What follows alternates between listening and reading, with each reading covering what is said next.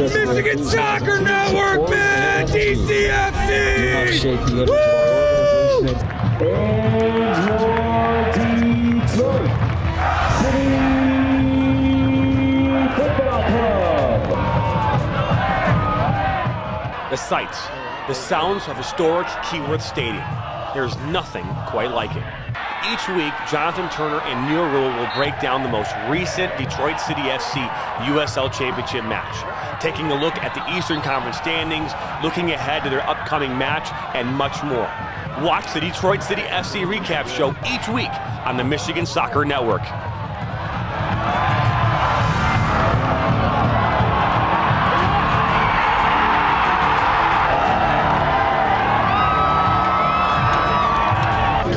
Let's go City on the Michigan Soccer Network. You are watching the Michigan Soccer Network. Come on, City!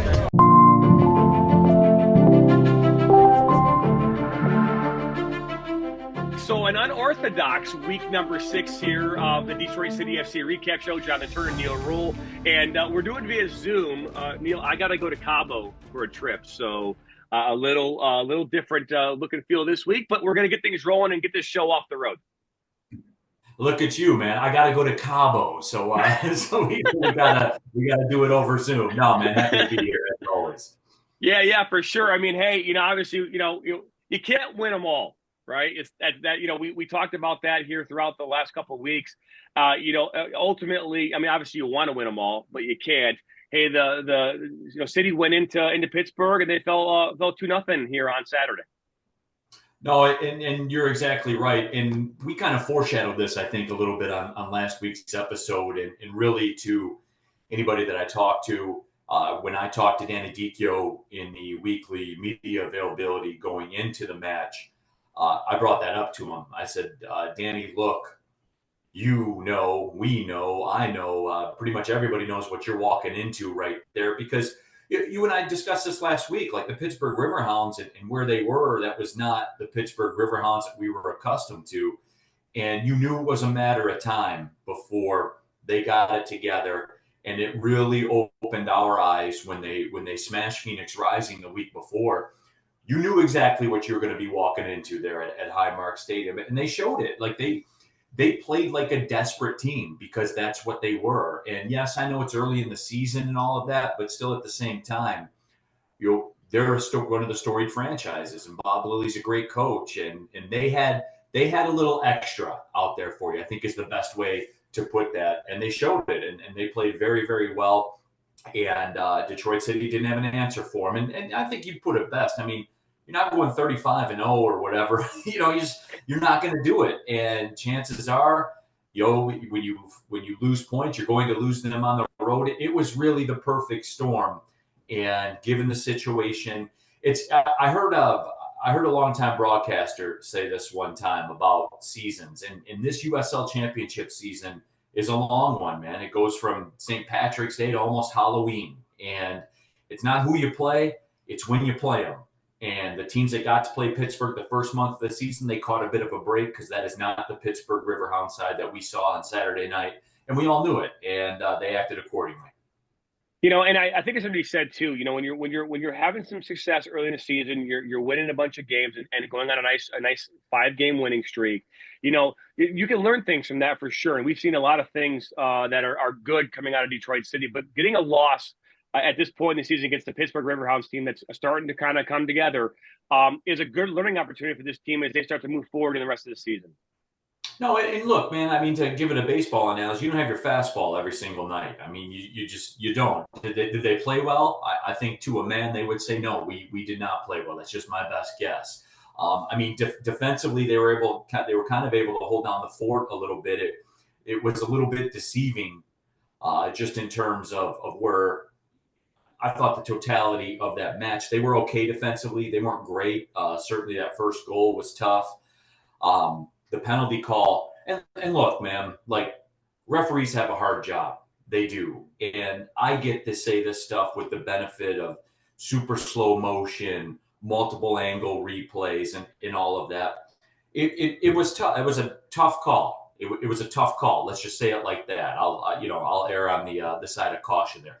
It was a tough call. Now, it was unfortunate because it shifted the entire match. You've been around this game a long time. I've been around this game a long time. Penalties to go up 2-0, 20 plus minutes into a match when you're on the road against a desperate team, ... And maybe that's excuse making, I don't know. But the bottom line is that call impacted the match big. And there's no disputing that. And I'd be happy to sit down and break down tape with anybody that wants to watch it. But at the same time, this is part of the package when you go on the road. They know it. I know it. And, I think they would be the first one to tell you, hey, we didn't play our best match. In the end, the result is what it is. You chalk these things up and you do move on. But that's the luxury that a 5-0 start affords you. That it does, and hey, looking at the overall stats from this past Saturday's game, par for course. We've seen this all season long. They possession 52.9% in favor of Detroit City. Shots in this one, looking at it, 10-6 in favor of the Riverhounds, of which only 1 on target for Detroit City, 3 on target for Pittsburgh. Obviously, 2 of those went in the back of the net. Again, this is a team in Pittsburgh that we saw last year in the playoffs. We beat them 1-0 at their home. That's a hard place to go in and win a game. And Pittsburgh right now has found a way over the last 3 weeks to really find their rhythm, and they're starting to come alive. No, and we knew that, right? We discussed that. I think Detroit City FC fans knew that. And look, like they're a rival. Make no mistake about it. That is a rivalry. That is a rivalry match. And I talked about it during the broadcast. That was the 3rd largest home crowd they've ever had. Like throughout the history of the Riverhounds, that was the 3rd largest crowd that they've ever had. And you notice a theme here when Detroit City kind of rolls into town. Those kinds of numbers seem to follow for whatever reason. I don't know what that reason is, but we know the reason why. But with all that being said, you knew that you were going to get their best shot. Everybody was keenly aware of that. And it's Bob Lilly, man. He's a great coach. And by the way, he was very complimentary in his media availability. We talked at length about that, about the Pittsburgh, Detroit City FC, the matchup. And he's like, yes, man, like this is certainly a rivalry match because it checks all the boxes, right? This isn't the last time they'll face each other. I wouldn't bet against them maybe seeing each other again late October. Like, the stakes at that point. But that's what this is. And they got the better of Detroit City this time. We'll run it back a little bit later on in the season, and that might not be the last time they play.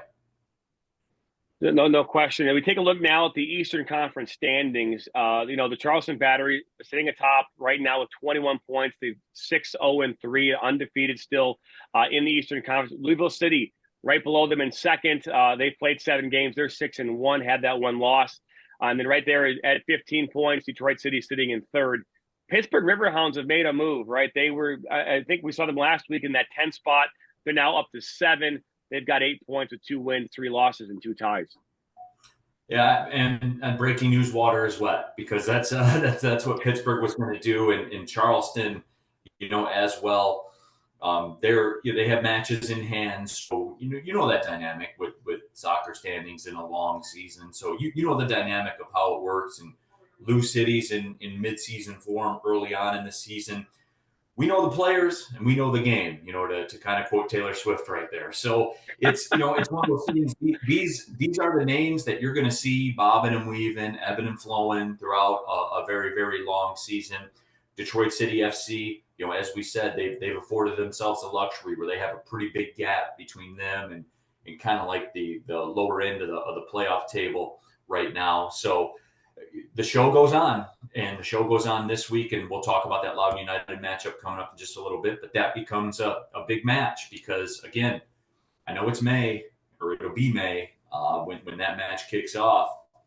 But you're getting yourself in a spot where you can maybe take advantage of winning these head-to-head matches and create more space. No question about it. Let's take some other results here that happened this past week. Rhode Island FC, 3-1, lost to Phoenix Rising. Charleston Battery, again, 6-0 over Las Vegas. That is a huge score line there. Indy 11 with a 2-1 win over North Carolina FC. Miami FC with a win, 2-1 over San Antonio. The Legion falling 3-0 to Memphis 901 FC, and then a 6-0 win for Louisville City over Hartford Athletic. Those are some of the results from around the league, but some big score lines. Are anything stand out to you in those score lines I just mentioned here, Neil? No, I mean, there were a couple pastings, and we're going to see this, right? Because now you're kind of you're out of the opening lap, I guess you would say, of the race. Now we're starting to settle in to the season. So all of that, I don't want to say it's a dog days yet, because that's kind of reserved for the end of June and July. But now we're starting to get everybody to settle in. And teams get off the hot starts, teams get off the slow starts. You see both sides of that. Now we kind of settle into what you are as a side. The newness of the season, maybe the hope of the season, maybe that starts to wane a little bit. You start taking on injuries, start taking on knocks. Certainly Detroit City FC is no different. And this is where we see, teams' depth start to kick in. And this is why over the course of a marathon season, these questions get answered. And that's why, it's kind of funny to me to hear, kind of the national pundits that talk about USL.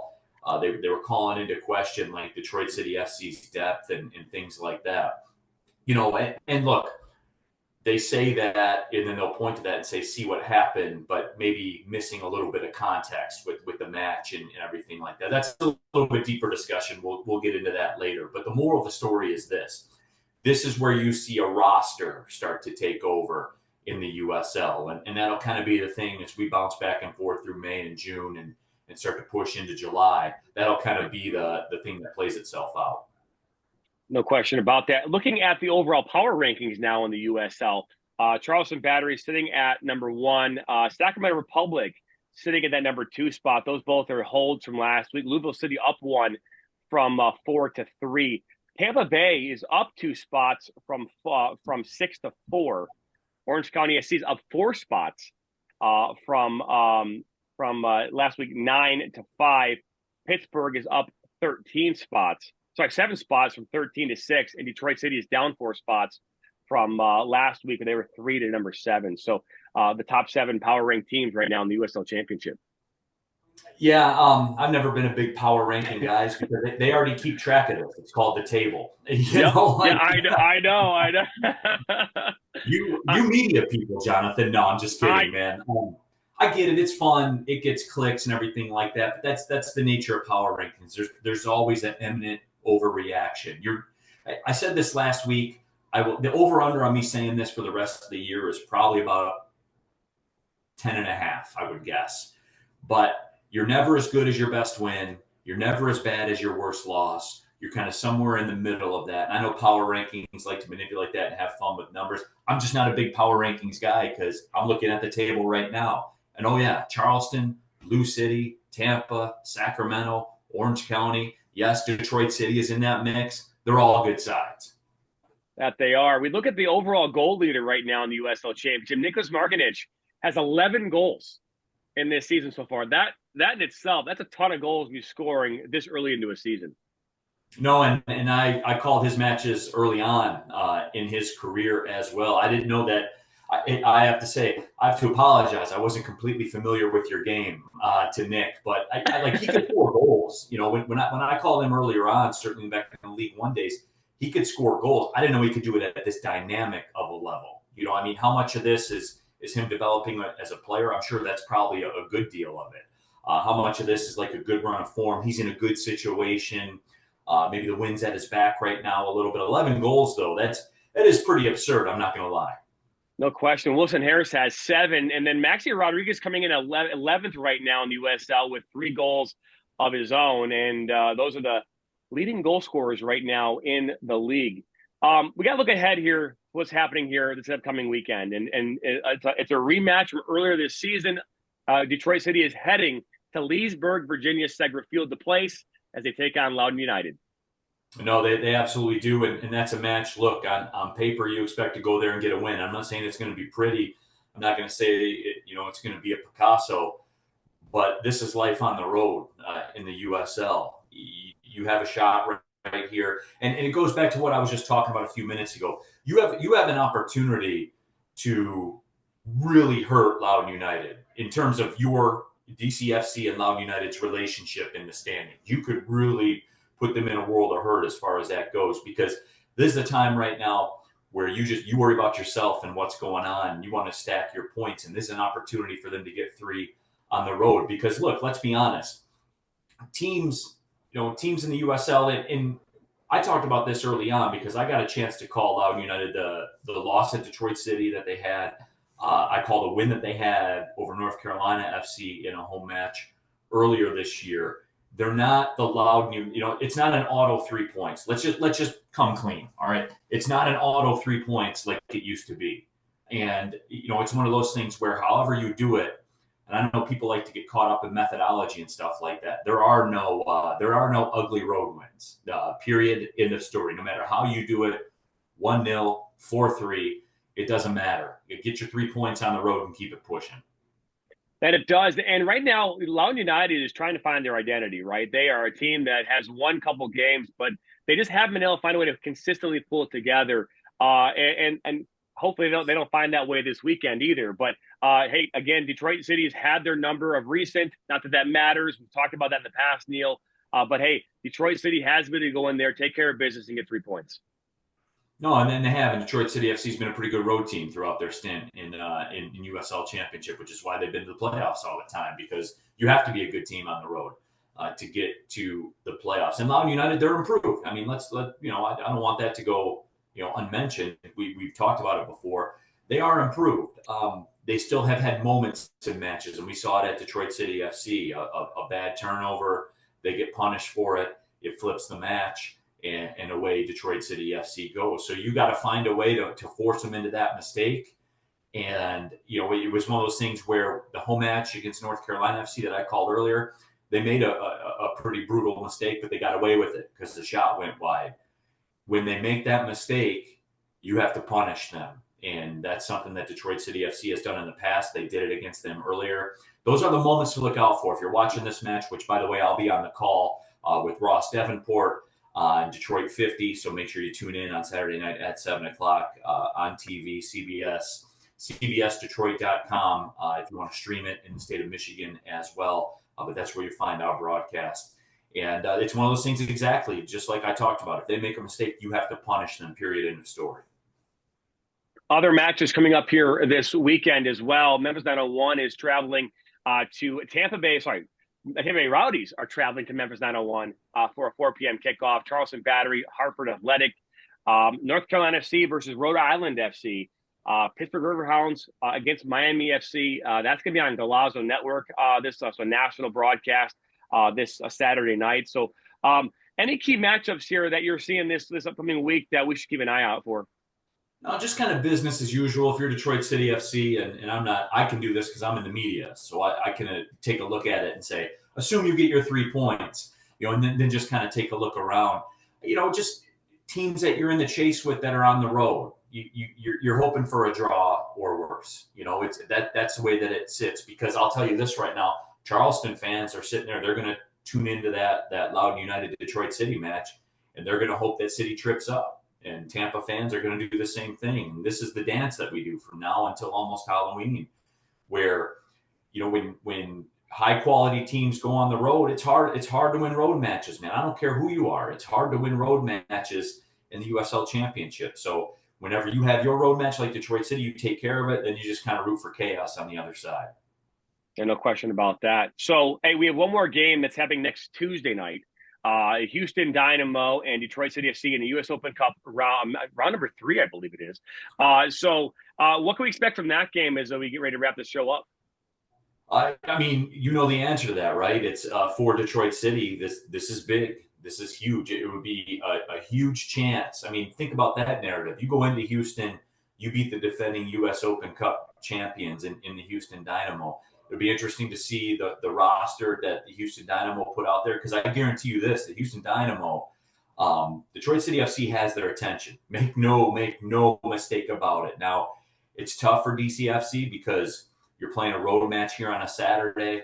You got to circle the wagons, get to Houston on a Tuesday for a match that is ultra valuable to you and your franchise and your fans and the soccer the soccer industry as a whole. There'll be a lot of eyeballs on that match, and maybe it's not the most fair ask in the world to ask you to play these two huge road matches so close, but this is what it is. So you don't really have a choice right now. And is it uphill a little bit? Yeah, it's uphill, but you just put your head down and you push a little harder.